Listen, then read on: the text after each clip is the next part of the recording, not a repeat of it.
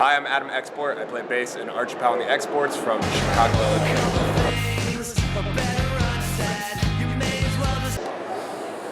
The most obscure surface I've ever written a song. I do know I've written a set list on the back of my keyboard and player's back. I know that for sure.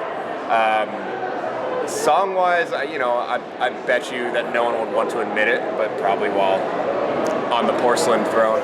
That's probably more standard than most people think, but I'm guessing that's it. I'm guessing that's it.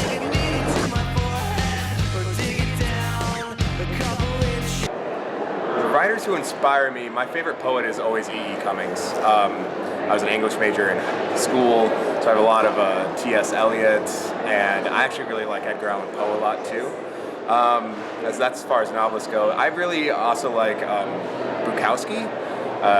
That won't ever get me a date by any means, but I think that's really fun to delve into a different character, considering it's, Chinaski is Bukowski's alter ego. And as far as musically go, you can't really top someone like Tom Petty or Elvis Costello, either one.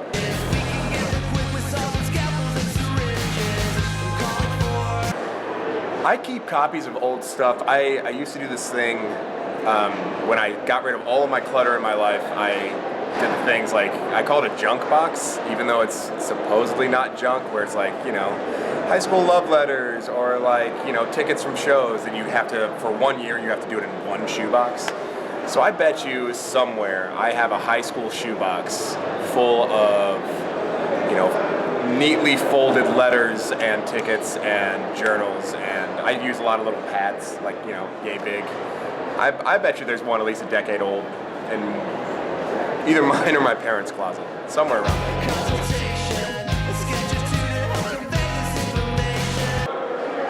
there. There's a great Chicago band called Mutts. They're a three-piece. Their lead singer, Mike Mamone, recently came out in the last 5 years, and their new record has a lot of stuff about that. I would love to see that journal coming through as far as his writing process. He's very open about it. He's very, he talks about it all the time. But I would love to see how it transitions. I think that's really great. And also Billy from The Kickback, another great Chicago band. I want to get inside that guy's head because I think I might get bruised. I think it would be fun. I think it would be a good time.